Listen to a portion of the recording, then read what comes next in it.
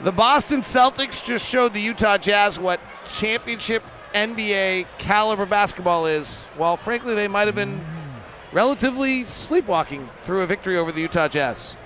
We're talking about what we just learned from that next on POSTCAST. David Locke along with Ron Boone as the Utah Jazz fall to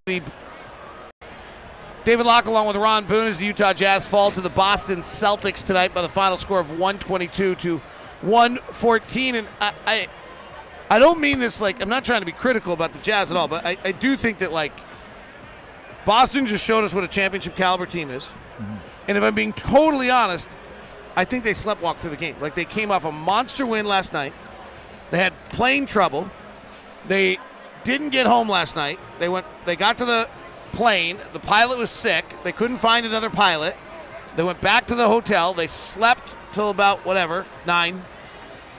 Getting there at 1. They flew in today. They arrived at 2.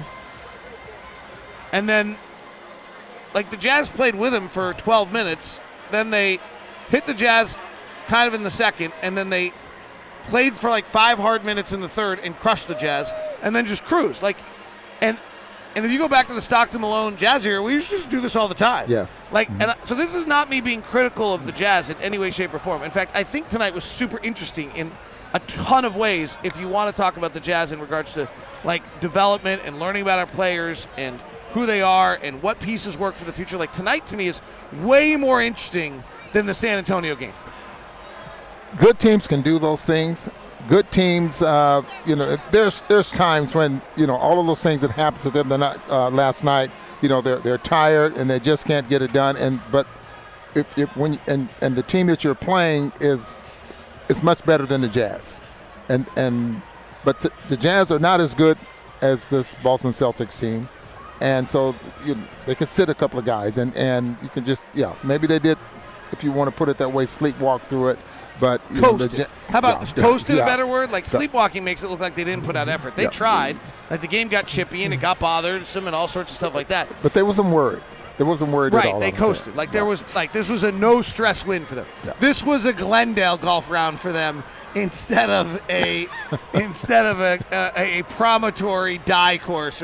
My friend's going to be a little upset with you picking on Glendale. I'm not picking on Glendale. Oh. It's got its value. Yeah, it does.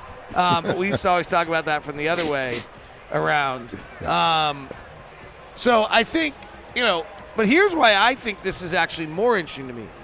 When you're if you're a Jazz fan and you're looking at Simone Fontecchio and trying to figure out, like, okay, what's his role in the future? What is the role of Talen Horton Tucker in the future?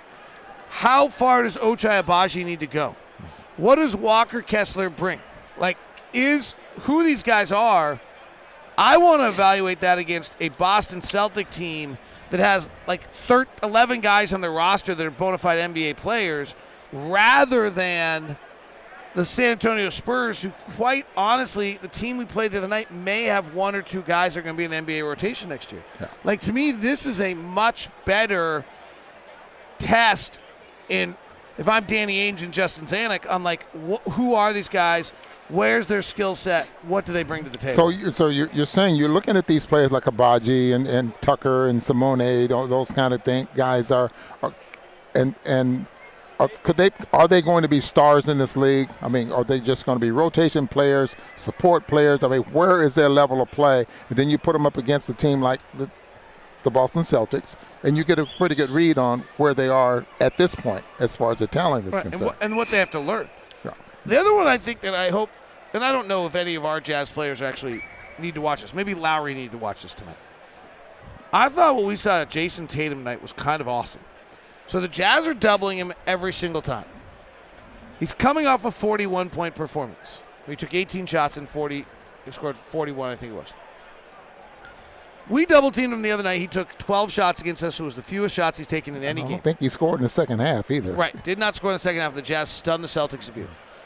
Tatum comes out tonight and intermixed the perfect level of involving his teammates. John Stockton the double. He pulled the double back out, retreated, made him further away, made it 4-on-3 in the middle of the court, got his teammates a million good looks. Also aggressively, went fast to beat the double team a bunch of time. And by the time the night was over, he had 39 points. 17 attempts at the shooting the ball.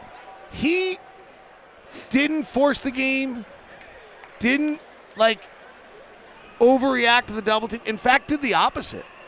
Generally made the right play almost all night long, and yet just kind of understood as a superstar, I'm going to be out here for 36 minutes, and over the course of the night, I'll get mine. Yeah. Instead of being bothered by it or misreacting. I thought that was pretty awesome by Jason Tatum tonight. Yeah.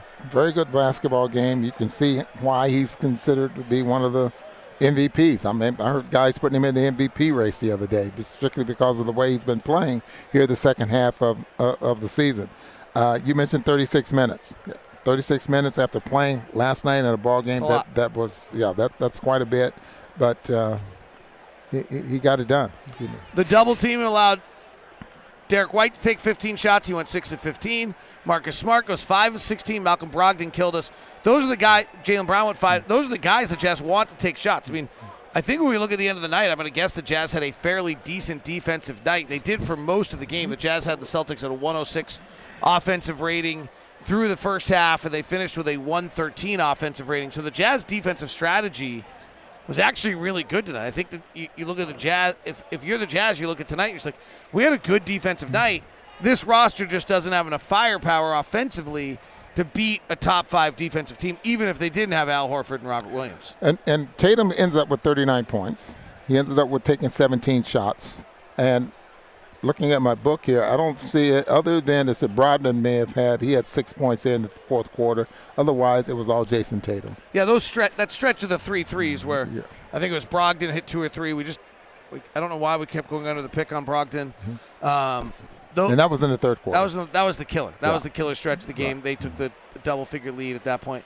Jazz led by 4 at one point. Jazz stayed tight for much of the night, but it was a tough night for the Jazz. They ended up shooting 48% from the field, 31% from 3. Though the offense for the Jazz, which by the end of the night looks good, is a little misleading.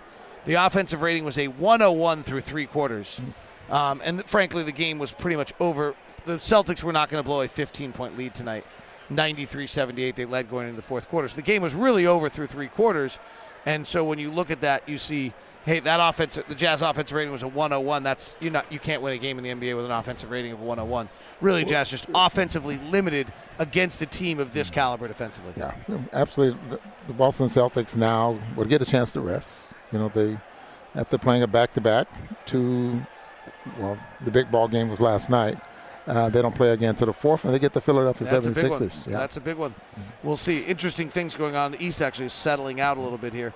That'll be a hell of a playoff series between the Boston Celtics and the Philadelphia 76ers, likely in the second round, unless Boston somehow grabs the first round. Though there are some people out there who believe that you do not want Cleveland, though Cleveland and New York, 4-5 matchup, New York beat Cleveland tonight, that you really don't want Cleveland in the playoffs. They are a good defensive team, and they have 2 of the best off-the-bounce shooting guards in the NBA. That's not a team you want to play in the playoffs more than Philadelphia, according to some people I've talked to. I'd like to agree with that, and they talk about how great of a defensive team they are, and I'd have to look at their numbers, or maybe you know the numbers already, but I just don't see their defense, how good it is in the games that I've watched. I think it's number 1 in the NBA right now. That's exactly what I'm hearing, but sometimes I just don't see it. I generally trust your eyes, too. Yeah. The number 1 defense in the NBA is the Cleveland Cavaliers, followed by Memphis, Milwaukee, and Boston.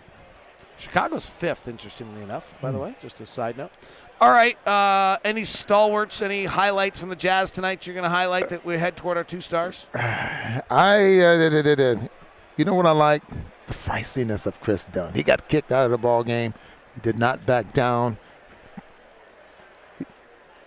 Was that a charge that was trying to get taken on him, or did he just decide, I'm just going to go through it? When he got technical? He yes. threw an elbow and hit Marcus Smart in the head on purpose. All right. I mean, accidentally. I like his toughness. Excuse we'll me, give I him meant that. I of course said accidentally. I think there were a lot of elbows being thrown that were semi-intended. All right, so there's 1 star. You got a second one? I mean, Walker had 20 and 10 again. 10 of 13 I was going to get to Walker. Yeah, I think Walker would be the other one for sure. And it didn't seem like he was on the floor for 34 minutes, but he was. Lacey thinks we should give a star to the player I can't see in the corner. Yeah, that guy. Which was Jason Tatum, by the way. Or we should give a star to the fact that Jazz didn't take a free throw for the first 30 minutes of this game tonight. That is crazy, remarkable. And then all of a sudden they end up getting to the free throw line 14 times, 10 of them by Talen Tucker. They tried to equalize it the best they could. All right, that was it. That is POSTCAST from Boston. We may have seen the best team in the NBA tonight. We'll see.